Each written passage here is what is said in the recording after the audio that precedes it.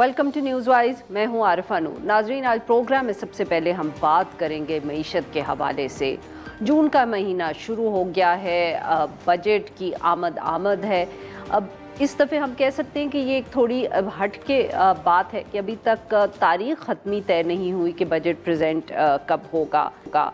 ज़िक्र यही हो रहा है कि 10 जून के करीब जो है शायद इसको प्रेजेंट कर दिया जाएगा, बट हुकूमत जो है वो काफ़ी मेहनत इस हवाले से कर ही रही है। जब से इलेक्शंस के बाद हुकूमत बनी है, हमने देखा है कि सारा ज़ोर उनका, सारी एनर्जीज़ जो है वो मईशत पर उनकी तवज्जो है। अब इसी हवाले से बहुत ज़िक्र हुआ है SIFC का, और जो गल्फ़ के ममालिक हैं उनसे जो इन्वेस्टमेंट आना है, सऊदी अरेबिया से भी इस मकसद के लिए बातचीत हुई है, और UAE का भी ज़िक्र हो रहा है। SIFC में तो यहाँ तक फ़ैसला कर लिया गया है कि मुख्तलिफ़ डेस्क्स बनाए जाएंगे, जो हर चाहे एक चीन के लिए होगा, एक UAE के लिए होगा, एक कतर के लिए होगा, ताकि उनकी तरफ से अगर कोई इन्वेस्टमेंट करना चाह रहा है, कोई दिलचस्पी रखता है, तो उसको फैसिलिटेट किया जाएगा। मगर ये तो इमीडिएटली बजट में इसका कितना असर पड़ता है या नहीं पड़ता, ये तो हमें देखना पड़ेगा। बजट के हवाले से भी ये कहा जा रहा है कि जो ये चीन का ट्रिप है, दौरा है, जो वज़ीर आज़म साहब जिसके लिए गए हैं, इसका भी ताल्लुक़ ग़ालिबन बजट से ही है, क्योंकि ये एक आध मीडिया रिपोर्ट ऐसी आई है कि शहबाज शरीफ साहब वहाँ जाकर जो IPPs हैं और उनके जो लोन्स हैं उनके हवाले से बात करेंगे, और जाने से पहले गुडविल क्रिएट करने के लिए जो काफ़ी पैसे ड्यू थे चाइनीज़ IPPs को, वो पेमेंट्स भी रिलीज़ की गई हैं। बट जो बजट होगा उसमें कितना इससे फ़र्क पड़ेगा, क्या सचमुच जो पेमेंट्स हैं जो चाइनीज़ IPPs को हैं उनके अंदर क्या इतनी जल्दी कोई मुज़ाकरात हो सकेंगे चीनी इन्वेस्टर्स के साथ, ये अब हमें मुलाकात के बाद ही मालूम होगा। IMF के साथ भी मुज़ाकरात जारी हैं। बहुत इस हवाले से बात ये भी हो रही है कि रेवेन्यू के टारगेट्स क्या रहेंगे, उसकी वजह से टैक्सेस में कितना फ़र्क पड़ेगा, ये भी इतलात आई हैं, मीडिया रिपोर्ट्स रही हैं कि GST में जो एग्जेम्पशंस मिली हुई हैं उसको ख़त्म करने की बात हो रही है। जो तनख्वाहदार तबका है, क्या उस पर दोबारा टैक्स बढ़ाया जाएगा, क्योंकि स्लैब्स कम करने का जिक्र किया है, और हुकूमत की तरफ से ये भी इशारे दिए जा रहे हैं कि वो कुछ अपने ख़र्चे कम करने की कोशिश करेंगे, कुछ मिनिस्ट्रीज़ या डिपार्टमेंट्स को बंद करके, और ये तो इमीडिएट मेजर्स होंगे। इसके साथ साथ बजट में कहा यह भी जा रहा है कि ग़ालिबन कुछ स्ट्रक्चरल रिफॉर्म्स की तरफ पाकिस्तान या हुकूमत की कितनी वो संजीदा है, उनकी नीयत है, उसके हवाले से भी कुछ जो इक़दामात हैं उनका ऐलान किया जाएगा। इन सारे मामलात पे गुफ्तगू करने हमारे साथ मौजूद है अली हसनैन साहब, माहिर मुआशियात हैं, और हमें ज्वाइन किया अली खिज़र साहब ने, सीनियर सहाफ़ी हैं, माशी अमूर पर बहुत गहरी नज़र रखते हैं। Welcome to the show gentleman. जी अली खिज़र साहब, सर आपसे गुफ्तगू का आगाज़ करूँगी। सर, रेवेन्यू के हवाले से बहुत ज़िक्र हो रहा है।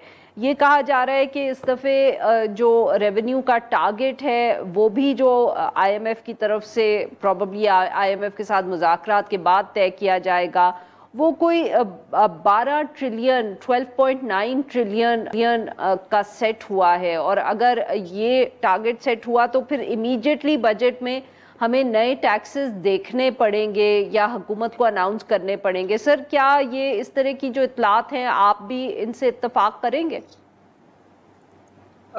जी बिल्कुल, आप ठीक कह रही हैं। IMF के साथ एक ब्रॉडर जो फ्रेमवर्क है उस पे एग्रीमेंट हो गया हुआ है, जिसमें एक आपका FBR का जो रेवेन्यू टारगेट है, जो यानी कि टैक्सेस का है, जो आपने जैसे बताया तकरीबन 28 से 30% के दरमियान की वो ग्रोथ है जो इस साल ख़त्म होगा उसके मुताबिक, और वो तय पाया है। और प्राइमरी जो फिस्कल जो सरप्लस है, जो तकरीबन 1% के आगे पीछे है ऑफ GDP, वो तय पाया है। अब ये दो बेसिक फ्रेमवर्क की चीज़ें तय पा गई हैं। अब इसके अंदर निटी-गिटीज़ क्या होनी है कि जी FBR के रेवेन्यू का टारगेट कैसे अचीव करना है, और बाकी रेवेन्यूज़ और एक्सपेंडिचर्स को किस तरह लेके चलना है कि आप अपने वो डेफिसिट के टारगेट पे पहुँचे। तो ये बुनियादी 2 चीज़ें तय हो गई हैं और बजट गालिबन 12 तारीख को पेश किया जाएगा, जो कि अब तक अनाउंस नहीं हुआ क्योंकि एनईसी अभी वो कॉन्स्टिट्यूट होनी है। ये लोग चाइना से जब वापस आएंगे तो 8 के मुताबिक 10 तक वो कॉन्स्टिट्यूट हो जाएगी। 11 को गालिबन आपका जो है वो आ जाएगा, क्या उसको बोलते हैं, इकोनॉमिक सर्वे, और 12 को बजट आ जाएगा। तो इस तरह से ये एक मोटा-मोटा फ्रेमवर्क है। अब सवाल ये है कि वो 30% के जो ग्रोथ है 2.5 से 30% की एफडीआई रेवेन्यू, उसमें हमने क्या-क्या करना है? क्या हम उसमें जीएसटी 18 से 19% लेके जाएँगे? क्या हम उसके अंदर सैलरीज़ के इनकम टैक्स स्लैब को ख़त्म करेंगे? क्या हम उसके अंदर जो टैक्स एग्ज़म्पशन फर्टिलाइज़र पे, दवाइयों पे, दूध पे और मुख्तलिफ़ अशिया पे है वो ख़त्म करेंगे? क्या हम कोई किसी किस्म का टैक्स नेट एक्सपैंड कर पाएँगे, नहीं कर पाएँगे? ये सारे बुनियादी सवाल है जिस पे अभी बहस और मुबासा चल रहा है, और उन एवेन्यूज़ को देखते हुए आईएमएफ से 2 एंड 4 एक कम्युनिकेशन होगी जिस पे ये फैसले होंगे 10 तारीख से पहले-पहले। बिल्कुल सही। अली हसनैन साहब, सर आपने अली खिज़र साहब की गुफ्तगू सुनी। सर अब ये आप समझाएं, मेरे जैसे जो लोग हैं उनको तो एक ही बात सुनाई देती है कि इतने वादे करके हुकूमत आए कि अब मुश्किल फ़ैसले करने हैं हमने और टैक्स नेट को ब्रॉडन करना है, और बजट से हफ्ता पहले अली खिज़र साहब फिर वही खबरें दे रहे हैं कि या जीएसटी में कर देंगे या इनकम टैक्स वो कर देंगे। तो सर वो जो हमें कहानियां सुनाई गई या बताया गया या उम्मीद दिलाई गई कि इस दफ़े ट्रेडर्स पे टैक्स लगेगा, तो उससे क्यों नहीं ये गैप फिल हो सकता? Why will it again come down कि जो लोग पहले ही टैक्स दे रहे हैं या जो इनडायरेक्ट टैक्सेशन है उस पर से ही उससे ही और जो है रेवेन्यू निचोड़ा जाएगा?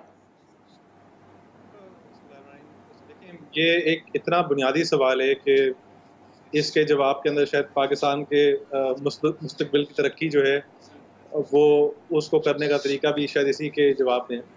इसलिए कि देखें, ये जितनी हम बुनियादी सतह पर जो बातें करते हैं जिसके अंदर तजारती खसारा आता है, मालियाती खसारा आता है, और हमारी तरक्याती जो मनसूबाबंदी है उसको सही एक तरीके से लेके चलना, ये 3 चीज़ें हैं। आप ट्रेड डेफिसिट, फिस्कल डेफिसिट और स्ट्रक्चरल रिफॉर्म्स, ये अगर आप जाके पाकिस्तान की माशी पॉलिसीज़ की डॉक्यूमेंटेशन निकाल के देखें तो 80s और 90s से हमें क्लियर प्रिस्क्रिप्शंस दी गई हैं कि किस तरह लेके चलना है। ना सिर्फ हमें दी गई हैं लेकिन हमारे मौजूदा हुक्मरानों को क्लियर इंस्ट्रक्शंस या प्रिस्क्रिप्शंस दी गई हैं एक्सपर्ट्स की तरफ से कि किस डायरेक्शन में आपने काम करना है। अब होता ये है कि जब हमारे पास एक तो सियासी बदइस्तेकामी का भी इसके अंदर एक एलिमेंट है, क्योंकि जब भी आप कोई ऐसा कोई नया काम करेंगे तो उसके अंदर एक सियासी आपको कॉस्ट बेयर करनी पड़ेगी, और वो करने के लिए कोई तैयार नहीं है क्योंकि शॉर्टकट्स मौजूद हैं सिस्टम के अंदर। सो वो अब मिसाल के तौर पे आज आप जाके कहते हैं ताजर को कि आपसे हमने टैक्स वसूल करना है, या बड़े फार्मर को कि आपसे हमने टैक्स वसूल करना है, या बड़े इंडस्ट्रियलिस्ट को जाके कहते हैं कि आपकी सब्सिडी हम हटाने लगे हैं।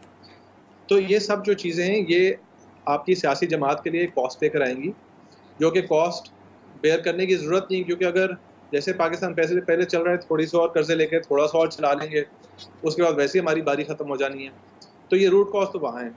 अब आप बुनियादी तौर पे आपके नाजरीन को ये समझने की ज़रूरत है कि पाकिस्तान 6 से 7%, 8% खसारे में गवर्नमेंट चल रही है, 8% ऑफ GDP।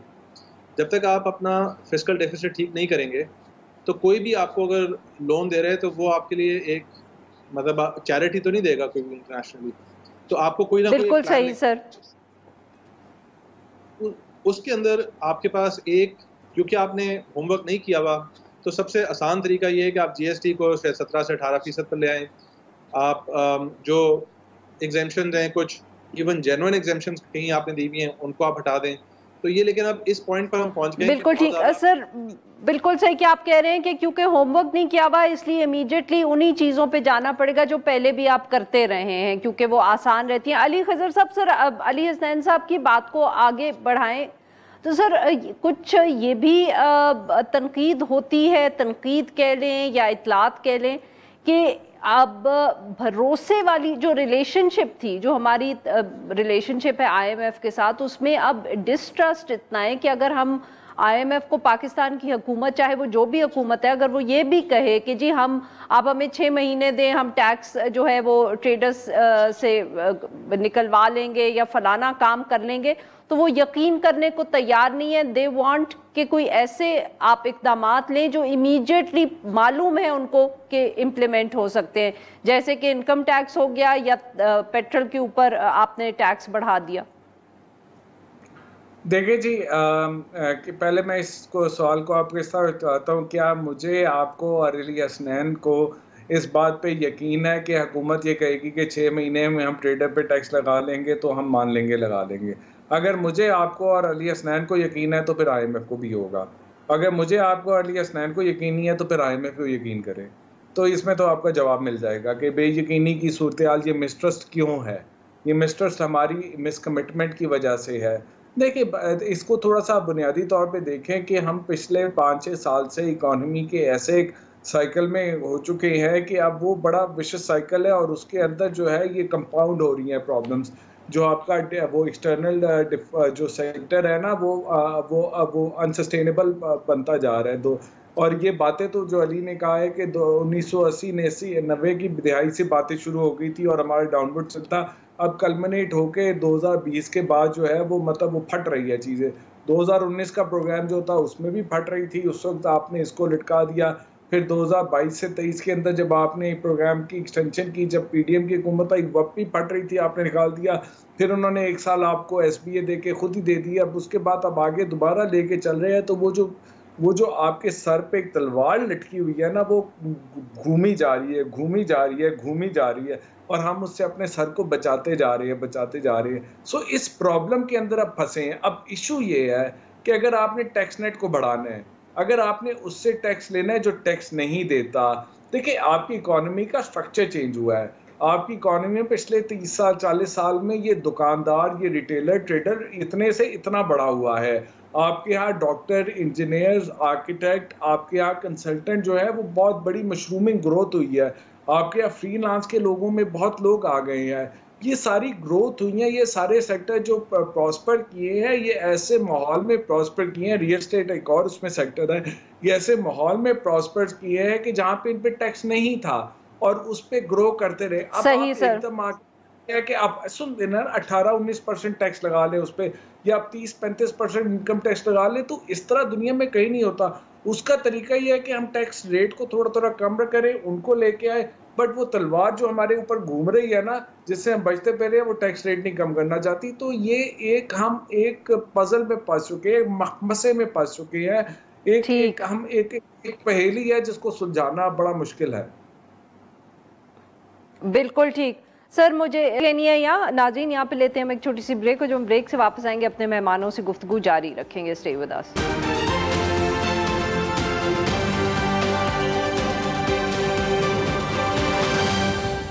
वेलकम बैक नाज़रीन, हम गुफ्तगू करें अली हसनैन साहब से और अली खिज़र साहब से, और उनसे बात कर रहे हैं मईशत और बजट के हवाले से। अली हसनैन साहब, आपने अली खिज़र साहब की भी बात सुनी, आप ख़ुद भी अभी फरमा रहे थे, तो सर फिर जो एक ये जिक्र हो रहा है स्ट्रक्चरल रिफॉर्म का कि IMF की तरफ से भी दबाव होगा, हुकूमत को खुद भी कुछ एहसास है, बजट में सर हमें कोई नज़र आएंगे इस तरह के इक़दामात जिससे हम कह सकें कि कोई स्ट्रक्चरल रिफॉर्म की तरफ बात जा रही है? देखिए, अभी इस वक्त तो ज़्यादा एग्जैक्टली नज़र नहीं आ रहा। कुछ ज़रूर मेरे ख्याल में अब सियासी जमातों और हमारे इदारों को सबको ये बात पता है कि बिज़नेस एज यूजुअल तो नहीं चल सकता। सो कुछ ना कुछ तो ये एफर्ट करेंगे। उसके अंदर ये कहीं ना कहीं मसला ये होता है कि हमारे जो हुकूमत के अखराजात हैं उसके अंदर रिजिडिटी बहुत है, उसको ज़्यादा आप छेड़ नहीं सकते, क्योंकि मिसाल के तौर पे आपने जो तनख्वाहें देनी है जिन लोगों की, वो आपके साथ लॉन्ग टर्म वो पक्की नौकरी पर हैं, तो उनका आप कुछ नहीं कर सकते, और आपने उनको कुछ ना कुछ इन्फ्लेशन भी एडजस्ट करके देनी होती। सो वो आपकी एक रिजिडिटी है, यानी आपके पास बहुत ज़्यादा गुंजाइश नहीं है वहाँ खर्चे बचाने की। लेकिन बहरहाल कुछ ना कुछ तो ट्राई करेंगे। एक जो चीज़ इस दफ़ा थोड़ी सी बेहतर नज़र आई वो ये कि कुछ ना कुछ FPR की तरफ से कोशिश आई, टैक्स फाइलर्स की तरफ थोड़ा सा ध्यान ज़्यादा दिया गया। जो मिसाल के तौर पे इनकी नॉन फाइलर्स की सिम बंद की गई, कुछ थोड़े से महदूद से उसके ऊपर लेवल के ऊपर। तो ये मेरे ख्याल में क्लैरिटी कुछ ना कुछ तो है कि हमें इसको कहीं बेहतरी की तरफ लेकर आना है। लेकिन कुछ बुनियादी ऐसी चीज़ें हैं जिसके ऊपर अभी तक हम बहैसियत हुकूमत और बहैसियत कौम जिस पे हमें क्लैरिटी नहीं है। एक उसमें ये है कि डॉलर जो है वो 100 से 300 पर 5 साल में कैसे आ गया और ये क्या वजह है कि डॉलर जो है वो ख़राब हुए जाता है। दूसरा ये है कि हमारी जो बचत की शरह है, सेविंग्स रेट और हमारी सरमायाकारी की जो इन्वेस्टमेंट रेट, ये पूरे एशिया में सबसे कम कैसे हैं। उसके बाद हम अपने ठीक। प्राइवेट के बैंक से इतने ज़्यादा कर्जे ले रहे हैं, वो भी दुनिया के सबसे ज़्यादा शरह पे हम ले रहे हैं। हमारे मुल्क में औरतों की लेबर फोर्स पार्टिसिपेशन नहीं है। इन चीज़ों के ऊपर एक रैशनल बैठकर जब तक आप तसल्ली के साथ प्लानिंग नहीं करते तब तक कुछ नहीं होगा। लेकिन मसला इनके लिए ये है कि अब बिल्कुल ठीक सर। चीज़ों को बहुत ज़्यादा डिले करने की। तो होपफुली अगले कुछ वक्त में हम कुछ ना कुछ देंगे, कुछ ना कुछ देखेंगे। अली गजर साहब, सर ऑब्वियसली बजट से इतने कम दिन पहले इकोनॉमिक टीम का वजीर आजम साहब का चीन जाना, इस पे भी बहुत लोग सवाल उठा रहे हैं। सर आप इस मुलाकात को या इस दौरे को किस तरह देख रहे हैं? कोई लास्ट मिनट बात करने, कोई कुछ मांगने, कोई रोल ओवर मांगने, लोन्स नए मांगने, क्या ये एजेंडा का हिस्सा था कि इस वक्त इस दौरे को स्केड्यूल किया गया? देखिए, इस वक्त इन्होंने ऑप्टिक्स ज़रा बेहतर की हैं आईएमएफ की। वो बार बार वो आईएमएफ की वही रिक्वायरमेंट, उन्हीं रिक्वायरमेंट के ऊपर मार्केट की पैनिक, वो तलवार ऊपर लटक रही है, तो उन्होंने अब ज़रा उससे मनूवर करना सीख लिया है।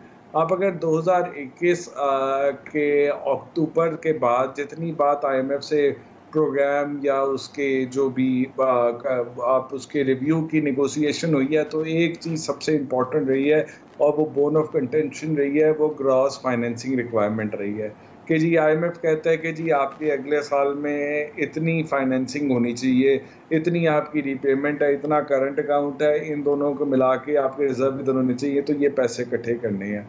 इसहाक डार से भी मेन झगड़ा इस पे था, जिसपे वो कहते थे वो हमारे न्यूज़ से पीछे हैं। ठीक है जी, तो वो झगड़ा शौकत तरीन से भी यही था, अभी भी झगड़ा यही था कि अभी भी यही बात है। तो इनकी ग्रॉस फाइनेंसिंग रिक्वायरमेंट जो है उसमें गैप्स हैं। उन गैप्स को पूरे करने के लिए आप देखिए आईएमएफ की टीम के फ़ौरन बाद आप देखिएगा, पहले ये गए थे यूएई, वहाँ से 10 बिलियन की चिट्ठी लगवा के लेके आए। आना नहीं आना चिट्ठी वाला है। अब ये जा रहे हैं चाइना, वहाँ से भी कुछ चिट्ठी लगवा के आएंगे। उससे पहले चले गए थे सऊदी अरब हाथ जोड़ के, उधर से भी कुछ आ रहा है या नहीं आ रहा। तो ये सारा कुछ लेके आईएमएफ के पास जाएंगे, ये देखें ये उन्होंने हमें सॉफ्ट कमिटमेंट दी है, ये हमारी ग्रॉस फाइनेंसिंग रिक्वायरमेंट है, ये हमारी कमिटमेंट है, अब हमें प्रोग्राम दो। तो इसके अलावा कुछ नहीं है। बिल्कुल ठीक। अली हसनैन साहब, सर ऑब्वियसली जब भी बात होती है मईशत पर, तो हमें बताया जाता है कि पावर सेक्टर बहुत बड़ा मसला है और इसको अगर मईशत को ठीक करना है तो पहले जो पावर सेक्टर के मसाइल हैं उसके अंदर उसको एड्रेस करना पड़ेगा। सर वहाँ आप कुछ एक्सपेक्ट कर रहे हैं? Would you like to comment on the power sector and the coming budget? जी, आई थिंक ये बात बिल्कुल दुरुस्त है और कमिंग बजट से ज़्यादा मेरा ख्याल है अगले कुछ अरसे के अंदर हमने अपनी आईपीपीएस के साथ कुछ रीनेगोशिएशन करनी है, तो उसको किस तरह लेके चलेंगे। लेकिन उसमें फिर वही बात फिर से सवाल उठता है कि यही एक्टर्स थे मोर और लेस जिन्होंने पहले आईपीपी कॉन्ट्रैक्ट्स हमारे नेगोशिएट किए और उसके अंदर एक लैक ऑफ ट्रांसपेरेंसी हमेशा रही है। वो क्या ट्रांसपेरेंसी इस दफ़ा आएगी कि नहीं, this is one question. Secondly ये कि हमारी अवाम है उससे आपने जो एनर्जी प्रोडक्शन की कॉस्ट है उसको सही तरह वसूल नहीं किया। बिजली चोरी आम पूरे पाकिस्तान में वाइड स्प्रेड है। उसमें एक जो प्रपोजल सियासी जमातों की तरफ से भी आ रहा है और उसके अपने ख्याल माहिदीन भी उससे मुत्तफिक होंगे, वो ये है कि आप इसको डिसेंट्रलाइज करें एनर्जी को। तो जो हमारा एक्चुअली जो डिस्कोर्स का एक्चुअल प्लान जिस कॉन्सेप्ट से बनाया गया था वो ये था कि अगर एक जगह पे बिजली चोरी है तो वो उसी एरिया का मसला है, वो पूरे पाकिस्तान का मसला नहीं है, ताकि ये ना हो कि एक इलाका जो है वो दूसरे इलाके की गलतियों का बोझ उठा रहा हो। ये एक जनरल असूल होता है कि आपने मसाइल को जिधर मसला पैदा हो रहा है उतना करीब उसके कॉस्ट रहेगी तो वो ज़्यादा बेहतरी से उसको डील किया जाएगा। इसकी तरफ है तो सही ये एक आप कह लें डिस्कशन तो हो रही है, लेकिन इसको इम्प्लीमेंट करने के लिए एक बहुत ज़्यादा पॉलिटिकल विल और बहुत ज़्यादा पॉलिटिकल बाय इन चाहिए।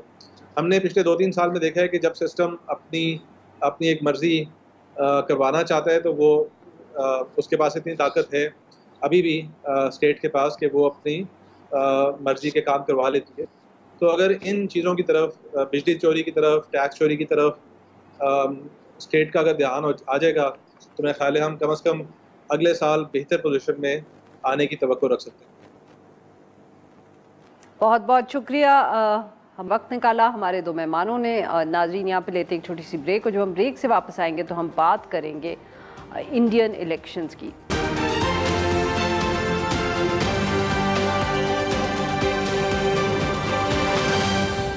वेलकम बैक नाज़रीन। प्रोग्राम के इस हिस्से में हम जिक्र करेंगे जो इंडिया भारत में इलेक्शंस हो रहे हैं। आज उनके रिजल्ट्स जो हैं वो सामने आ रहे हैं।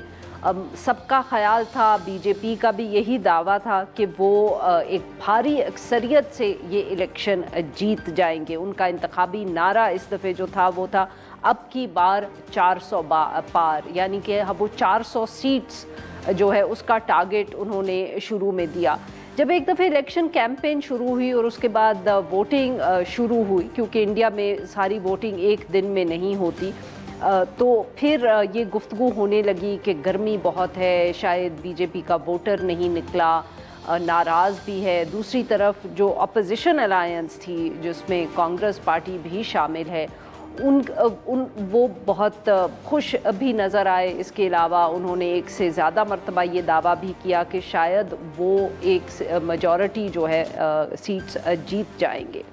आज उनके रिज़ल्ट्स जब सामने आना शुरू हुए हैं तो भारतीय मीडिया के मुताबिक अभी तक नरेंद्र मोदी या बीजेपी जो है उनके इत्तेहाद का जो नंबर है वो अभी 300 से कम ही है। 294 नशिस्तों पर कहा जा रहा है कि वो अभी आगे हैं। दूसरी तरफ जो अलायंस है वो तकरीबन 230 नशिस्तों पर लीड कर रहे हैं।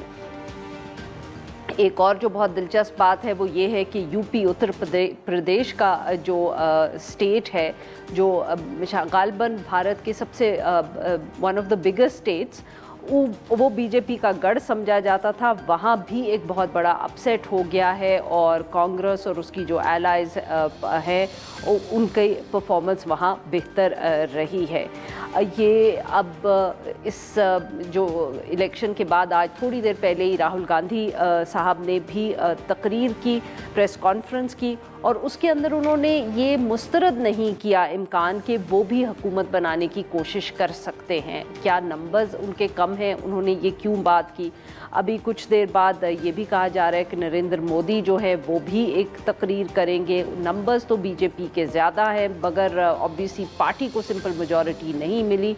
उनकी अब जो मेजॉरिटी है उसमें उनके इत्तेहादी उसके साथ शामिल हैं। सारे मामलात पे गुफ्तगू करने के लिए हमारे साथ है निरुपमा सुब्रमण्यम, सीनियर सहाफ़ी हैं, इंडिया से हमें ज्वाइन कर रही हैं। बहुत प्रिंट मीडिया में बहुत मेजर जो पब्लिकेशंस हैं इंडिया में, इस पर उन्होंने काम किया हुआ है। Welcome to the show Nirupama साहिबा जी। अब बताइएगा कि जो एग्ज़िट पोल्स जिनके रिज़ल्ट्स गालिबन गुज़िश्ता रोज़ ही आपके यहाँ छपे, तो उनमें तो लग रहा था कि बीजेपी बहुत अच्छा परफॉर्म करेगी और जो अपोजिशन का इत्तेहाद है, इंडिया जो अपने आप को कहते हैं, उनकी परफॉर्मेंस कोई अच्छी दिखाई नहीं दे रही थी। What went wrong? I mean exit polls गलत थे, आप हमें समझाएंगी कि what exactly happened? Thank you Arfa, पहले तो for having me on this show. It's always a pleasure to reconnect with you and with Dawn. या आप जो कह रही थी एग्जिट पोल्स के बारे में, वो बिल्कुल ही गलत निकले। करीब 10 एग्जिट पोल निकले थे संडे को, और सभी ने एक मेजॉरिटी दी थी बीजेपी एंड एनडीए को। बीजेपी का अलायंस है नेशनल डेमोक्रेटिक अलायंस, उनके कई उसमें पार्टीज हैं। उनके लिए उन्होंने 350 से लेके 401 तक उनको एक एस्टिमेट था उनका। तो जब आज रिजल्ट्स आने शुरू हुए, उस साफ पता चल गया कि ये नहीं है। और जो एग्जिट पोल्स थे वो बिल्कुल मैच नहीं कर रहे थे जो जर्नलिस्ट ऑन की रिपोर्ट्स थी from the ground through out these last from April onwards कि क्या सिचुएशन है ग्राउंड में, वोटर कैसे रिएक्ट कर रही है। तो ये सारा बिल्कुल एग्जिट पोल के साथ कुछ मीनिंग कोई वो नहीं था, देयर वाज नो मैच नहीं था, मैच बिल्कुल नहीं था। और तो निरुपमा साहब माफ करिएगा आपकी बात ये काट रही हूँ कि आपके ने क्योंकि ये जिक्र किया कि जो रिपोर्टिंग ग्राउंड से हो रही थी उससे एक मुख्तलिफ तस्वीर सामने आ रही थी, तो क्या वजूहात थी जो मीडिया में भी रिपोर्ट हुई, वैसे आपने भी देखा होगा कि व्हाट वर द फैक्टर्स जिसकी वजह से इस दफ़े लग रहा था और ये गुफ्तगू भी हो रही थी कि शायद बीजेपी इतना अच्छा परफॉर्म नहीं कर पाएगी? तो एक तो है वो इकोनॉमिक सिचुएशन जो है अच्छा नहीं है, मीनिंग ग्रोथ रेट वगैरह तो है और ये सब the big numbers macro numbers ठीक ठाक हैं, बट जो डिटेल्स हैं इसके, मतलब अनएम्प्लॉयमेंट इज वेरी हाई, बेरोजगारी है, प्राइसेस आर वेरी हाई, और एक तरफ से बिल्कुल there is a depression among people के कुछ करने को नहीं है। And this can be shown कि बीजेपी जो बीजेपी गवर्नमेंट अभी तक रही है उसका एक बोस्ट है, मतलब एक दे ब्रैग अबाउट दिस कि हम फ्री राशंस बांट रहे हैं इतने करोड़ लोगों को। तो if you are distributing free rations, इसका मतलब ये है कि कुछ तो गड़बड़ है, otherwise why are you distributing free rations to everybody. And जो लोग उसको वेलकम कर रहे हैं कि फ्री राशंस आ रहे हैं हमारे पास, तो they want free rations because उनके पास livelihood नहीं है। So there was this contradictions. Then, but the most important thing, Arfa, was that Congress launched a campaign कि ये लोग कॉन्स्टिट्यूशन बदलने वाले हैं। बीजेपी को अगर 400 सीट मिल गई तो वो they will push through constitutional changes. अब कॉन्स्टिट्यूशनल चेंजेस में बहुत सारे लोग हिट हो रहे थे। एक तो वो उनका जोर था, कांग्रेस का जोर था कि इसमें जो रिजर्वेशंस जो they are written into the constitution schedule caste के लिए, शेड्यूल ट्राइब्स के लिए, वो सब हटा देंगे। एंड दूसरी तरफ से जो सेक्युलर कैरेक्टर है, जो कॉन्स्टिट्यूशन का सेक्युलर कैरेक्टर है, उसको भी हटा देंगे। तो इसमें काफी सारे जो ग्रुप्स इससे हर्ट हो रही थी, तो वो सारी कोएलेस हो गई behind Congress and behind its allies in the alliance called India. तो ये सारी चीजें रिपोर्ट हो रही थी ग्राउंड में। तो there was a feeling कि exit polls were wrong, and that was proved correct today. And what the results have shown is that जो बहुत ज्यादा divisive campaign prime minister Modi ने हेड की, वो about के मुस्लिम इन्फिल्ट्रेटर्स और मंगलसूत्र आपसे ले लेंगे और मेल्ट करके गोल्ड को रीडिस्ट्रीब्यूट करेंगे। ये कांग्रेस के मैनिफेस्टो में उन्होंने एलिज किया कि कांग्रेस के मैनिफेस्टो में है आपकी 2 भैंसें हैं तो 1 भैंस ले लें। मतलब 1000 चीजें उन्होंने कही जो बिल्कुल गलत थी, मतलब दे वर फेक, बिल्कुल रॉन्ग, फैक्चुअली रॉन्ग वो। And the people didn't buy it. That is the thing. People also didn't buy so many other things that the BJP has done in the last 5-10 years. Basically, using symbolism, religious symbolism. एक तो जो Ram temple बना, राम मंदिर जो बना, बाबरी मस्जिद जहाँ पे था, उसके साइड और सुने निरूपा साहबा वहीं से हार गए हैं वो, जहां वो राम टेम्पल बना है उधर से ही वो हारे हैं। I think the Samajwadi Party officials are not, I mean officially it's not declared won by the Samajwadi Party, but Samajwadi Party ने lead लिया है वहाँ पे, so I think they will win that. I mean Samajwadi Party will win that. But I was saying कि ये राम मंदिर का जो था एक उन्होंने क्रिएट किया था हाइप, वो लास्ट नहीं किया।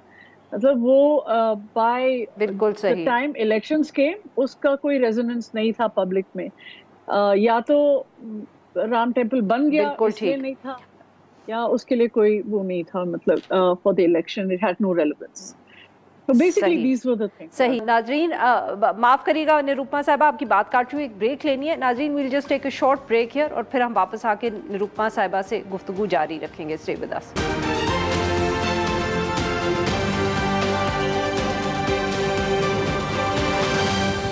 वेलकम बैक नाज़रीन, हम गुफ्तगू करें निरुपमा सुब्रमण्यम से और हमसे बात कर रहे हैं जो इंडिया में इलेक्शंस हुए हैं। निरुपमा साहिबा, ऑब्वियसली अभी रिजल्ट्स फाइनल तो नहीं हुए, मगर ऐसे मौक़ों पे क़यासराई या जिसको हम कहते हैं कंजेक्चर शुरू हो जाता है कि अब हुकूमत कौन बनाएगा। बीजेपी के पास अभी भी नंबर्स तो हैं, मगर फिर भी राहुल गांधी साहब ने भी जो तकरीर की, उन्होंने हिंट ड्रॉप किया गवर्नमेंट फॉर्मेशन के हवाले से। फिर आपके मीडिया में नीतीश कुमार जैसे लोगों को किंग मेकर भी बुलाया जा रहा है। Is there really a chance that somebody other than BJP can form the government? No, I think because the NDA जो बीजेपी का जो अलायंस है, नेशनल डेमोक्रेटिक अलायंस, उनका ही सबसे बड़ा टैली है। उनके पास 295 हैं, which is well pass the halfway mark. तो उन्हीं को बुलाया जाएगा। President will call upon the NDA only, and I think unless ये जो NDA के जो बीजेपी के जो मेजर एलाइज हैं, Chandrababu Naidu of Telugu Desam party and Nitish Kumar of Janata Dal United, अगर वो दोनों साथ रहते हैं बीजेपी के, तो then I don't think there is a problem for the BJP to form the government. The problem is really कि these two parties are unreliable, मतलब कभी भी हाथ छोड़ सकते हैं बीजेपी का। So in that sense there are rumours कि कांग्रेस में उनकी बातचीत चल रही है। शरद पवार जो इंडिया अलायंस में हैं, कांग्रेस में होते थे वो, पर कांग्रेस से ब्रेकआउट करके वो अपनी पार्टी चला रहे हैं बहुत सालों से। तो that he is in touch with TDP which is Chandrababu Naidu. तो ये सब रूमर्स कंजेक्चर चल रहे हैं। एंड ऑल्सो देखिए, Modi has never led a government जो डिपेंडेंट हो किसी और पे। लास्ट 2 इलेक्शंस में उनका था, ब्रूट मेजॉरिटी था। NDA में उनके एलाइज थे, वो नाम के वास्ते थे, बेसिकली उनकी जरूरत नहीं थी उनको। और पर वो मतलब वो था, एक दिखावे के लिए था कि NDA अलायंस है, पर एक्चुअली वो अपना ही गवर्नमेंट चलाते थे एंड दैट वाज इट। पर अब उनको डिपेंडेंट रहना है किसी पे, तो मुझे मतलब नॉट जस्ट मुझे, पर ये एक नोन बात है कि they are not coalition builders in that sense. Matlab from 2002, if you see Modi's history, he has never led a minority government, right? Consensus building में वो यकीन नहीं रखते। नहीं, even within the BJP, it's been a one party or one person or a 2-man show. It's him and Amit Shah. So to what degree वो accommodation के जो skills हैं वो समन अप कर पाएंगे और लेके आ पाएंगे और लोगों को, इसमें इज वेरी हार्ड टू से। ये दोनों जो हैं अब तो किंग मेकर ही हैं, जैसे आपने कहा, किंग मेकर हैं। निरुपमा साहिबा, Nitish they are king makers. अच्छा, ये भी बताइएगा कि अब ये जो इतनी अनएक्सपेक्टेड, जीती तो बीजेपी फिर भी है, मगर अनएक्सपेक्टेड नंबर्स हैं, क्या अमित शाह और नरेंद्र मोदी की जो पोजीशन है बीजेपी पे, इस पे आपको कोई फर्क पड़ता नजर आ रहा है? क्या आप जमात के अंदर या पार्टी के अंदर कोई आपको अब पॉलिटिक्स में कुछ हलचल नजर आ रही है? नहीं, देखो, बीजेपी में बहुत कम नजर आती है, बाहर जो अंदर होता है it doesn't usually come out like that. But देखिए, after such a big thing, after such a ये जो victory है, जैसे ट्विटर पे चल रहा है ये एक लाइन कि this is a victory that feels like a defeat for the BJP and a defeat for Congress that feels like a victory. तो ये after this victory which is much diminished, मतलब it's not a victory. They have, BJP by itself has not been able to reach the halfway mark. तो इसमें कुछ बातचीत तो होगी BJP के अंदर। एंड RSS जो पहले से मर्मर्स थे थोड़े के, RSS जो उसका बीजेपी का आइडियोलॉजिकल फाउंटेन हेड है, कि RSS is not very happy.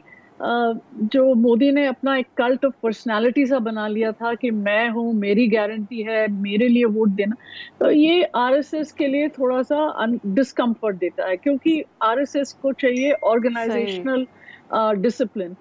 तो देवर ऑलरेडी एक चर्चा थी कि आरएसएस के जो कार्डर्स हैं वो उन्होंने हेल्प नहीं किया बीजेपी को इस इलेक्शन में। I don't know how far this is true, but अब के ये जो सिचुएशन में मोदी स्टेचर जो इतना ज्यादा डिमिनिश हो चुका है, तो इसमें जो अकाउंटेबिलिटी सीकिंग होगी पार्टी के अंदर, जो there will be a brainstorming कि ये सब कैसे हुआ। So somebody will have to be take the blame. Who will take the blame? ये बहुत बड़ा एक इश्यू है। और आप अगर देखेंगे तो यूपी में जो इनकी जो रिवर्सल हुई है, that is also sometimes it's blamed कि इन्होंने योगी को साइडलाइन करने के लिए ये meaning this all they created a lot of heartburn in UP because they wanted to sideline Yogi, so they जो चीफ मिनिस्टर है वहाँ के, हाँ योगी आदित्यनाथ जो चीफ मिनिस्टर है वहाँ के, सॉरी, एंड जो उनका कास्ट है राजपूत कास्ट, वो राजपूत कास्ट को साइडलाइन किया इलेक्शंस में in terms of candidates and all that. तो ये पहले वोटिंग फेज के बाद ही ये सामने आ गया कि राजपूत आर वेरी एंग्री, और राजपूत यूपी में भी एंग्री, राजस्थान में भी एंग्री, गुजरात में भी एंग्री। तो थोड़ा सा ये सब इधर सब इफेक्ट पड़ा इसका, ये समझ में आ रही है। और जब केजरीवाल जेल से, दिल्ली के चीफ मिनिस्टर जो अभी जेल में है, जब उनका बेल हुआ तो वो आके उन्होंने कैंपेन शुरू कर दिया कि देखो ये योगी को हटा देंगे। यूपी वालों को उन्होंने बोला कि be careful how you won't, क्योंकि ये दोनों हटाने वाले हैं, दोनों मतलब Modi and Amit Shah, they will remove your chief Amit Shah. बहुत बहुत शुक्रिया निरुपमा साहिबा, आपने हमारे लिए वक्त निकाला। नाजरीन आज के लिए बस इतना ही। We'll be back tomorrow at the same time.